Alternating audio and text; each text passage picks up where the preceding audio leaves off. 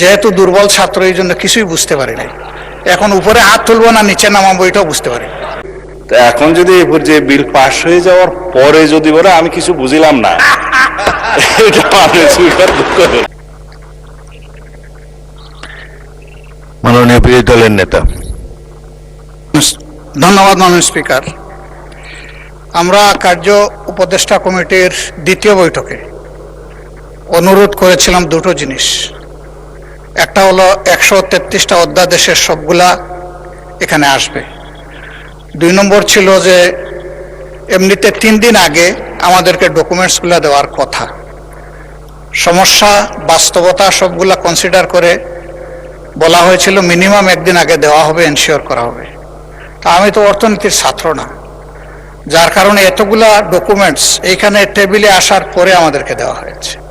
একদিকে সংসদ চলছে, আরেকদিকে ডকুমেন্টগুলো এখানে রেখে দেওয়া হয়েছে। যেহেতু দুর্বল ছাত্র এই জন্য কিছুই বুঝতে পারি নাই। এখন উপরে হাত তুলবো না নিচে নামাবো এটাও বুঝতে পারি।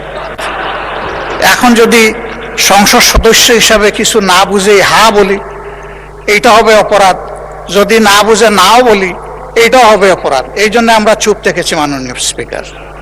আমাদের অবস্থান এখন তাই। আমি জানি না এখানে বিজ্ঞ সরকারি দলের সম্মানিত সদস্যবৃন্দ যারা আছেন তারা হয়তো সবাই অর্থনীতির ছাত্র এবং খুবই স্মার্ট, খুবই ট্যালেন্টেড স্টুডেন্ট ছিলেন, যার কারণে কাগজ দেখা মাত্র ভিতরে কি আছে তারা হয়তো এটা বুঝে ফেলেছেন।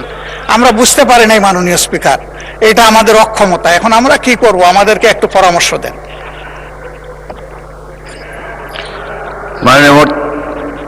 মাননীয় স্বরাষ্ট্রমন্ত্রী বলুন।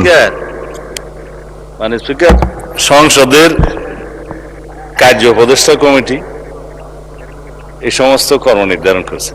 বিশেষ কমিটি যেটা আপনি করে দিয়েছেন এই আইনগুলো পর্যালোচনা করার জন্য সংসদে বিশেষ এই কমিটিতে আমাদের মাননীয় সদস্য জয়নাল আবদিন সাহেব সভাপতি ছিলেন।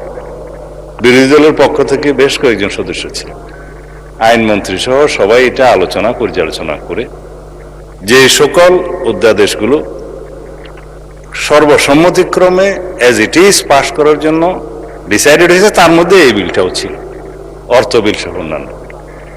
তো কিছু বিল নোট অফ ডিসেন্ট ছিল, আলোচনার দাবি রেখেছিলেন বিরোধী দলীয় সদস্যগণ। সেটি ইতিমধ্যে আপনি 2 মিনিটের জায়গায় 10 মিনিট 15 মিনিট যেভাবে আপনি উপযুক্ত মনে করেছেন আলোচনার জন্য দিয়েছেন। তো এখন যদি এই পর্যায়ে বিল পাশ হয়ে যাওয়ার পরে যদি বলে আমি কিছু বুঝিলাম না, এটা আমি স্বীকার করি।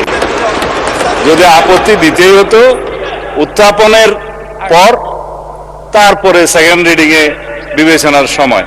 তো সেই জন্য আমি ধন্যবাদ জানাই মাননীয় বিরোধী দলীয় নেতাকে, মাননীয় সকল বিরোধী দলীয় সংসদ সদস্যদের যে আপনারা যথেষ্ট সহযোগিতা করেছেন। হাও বুঝে দিয়েছেন, নাও বুঝে দিয়েছেন।